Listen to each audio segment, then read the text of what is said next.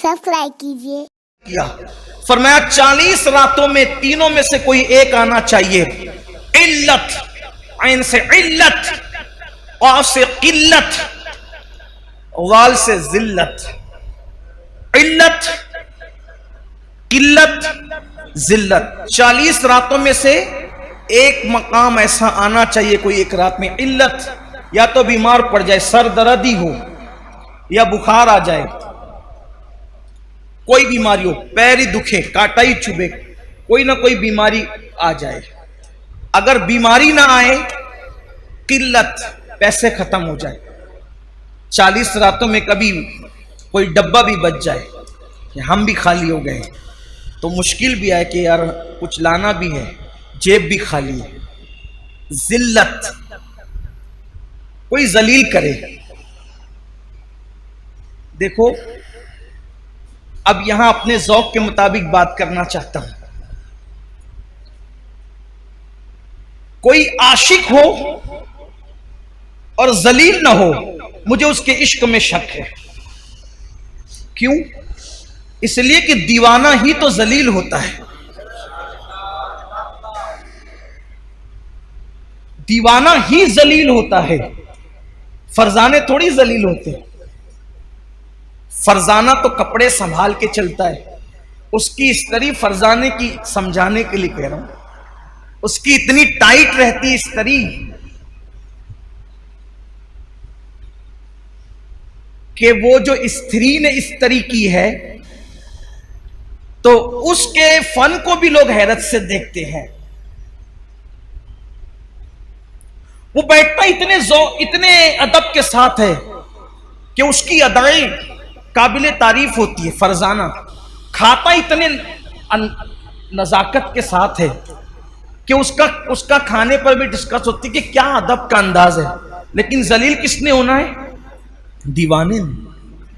इसके तो बाल ऐसे, इसका तो लिबास ऐसा, इसका तो गुफ्तगू का समझाने के लिए कर। दीवाना, ये दुनिया का दीवाना है जो जलील होता है। अरे जो दुनिया की मोहब्बत में दीवाना हुआ, जब वो जलील होता है तो जो सबसे बड़े महबूब, महबूब आजम,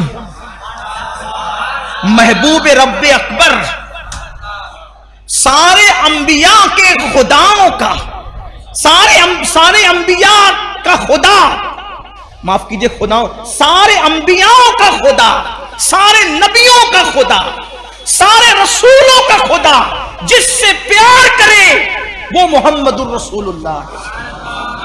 अब कोई उनसे प्यार करे, कोई उनसे इश्क करे, तो फिर आप मुझे बताएं वो जलील ना हो, वो रुस्वा ना हो, तो फिर वो आशिक कैसा, फिर वो मुहिब कैसा? उसे तो जलील होना ही है। तो इल्लत, बीमार पड़ना 40 रातों में, किल्लत, पैसे की कोई तंगी आ जाए, जिल्लत, तीनों में से कोई एक चीज आ जाए, और अगर तीनों आ जाए तो सोने पर सुहागा है। मैं यहां पहुंचकर तो यह जरूर कहता हूं कि 40 रातें नहीं, बल्कि शुक्र के तौर पे कहता हूं कि 10 से 11वीं रात नहीं आती, 2 चीजों से तो साबका पड़ता ही रहता है। इल्लत भी हो जाती है, इल्लत भी हो जाती है, और आलमी पैमाने पर फेसबुक और यूट्यूब पर और व्हाट्सएप पर कुछ जिल्लत भी हो जाती है। तो दिल को इत्मीनान होता है कि अभी ईमान का तोता उड़ा नहीं है, अभी ईमान का तोता उड़ा नहीं है। और रही बात जिल्लत की, तो हुजूर ताजुश शरिया ने बहुत अच्छा शेर कहा था, अगर महबूब के लिए जलील होना पड़े तो फिर ये जिल्लत नहीं है, बल्कि ये भी इज्जत है। वो कहते तेरी खातिर जलील होना है मेरी इज्जत। मैं इसको जोड़ करके इसलिए पढ़ रहा हूं ताकि उसका मफहूम समझ में है। तेरी खातिर जलील होना है मेरी इज्जत। तेरी खातिर जलील होना है, क्या है? आपके लिए जलील होना मेरे लिए क्या है? इज्जत है।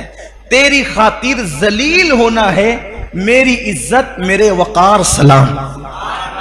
तेरी खातिर जलील होना है, मेरी इज्जत मेरे वकार सलाम। तो हुजूर के लिए जलील होना कोई जिल्लत नहीं है, बल्कि ये तो बड़ी इज्जत है। तो 40 दिन के अंदर ऐसी मुश्किल आनी चाहिए। फिर बीमारियों का बाब अलग है। तो याद रखिए कि मुसीबतें आनी चाहिए, लेकिन मांगे नहीं, और आए तो उस पर सब्र करें। कमेंट शेयर जरूर करिए।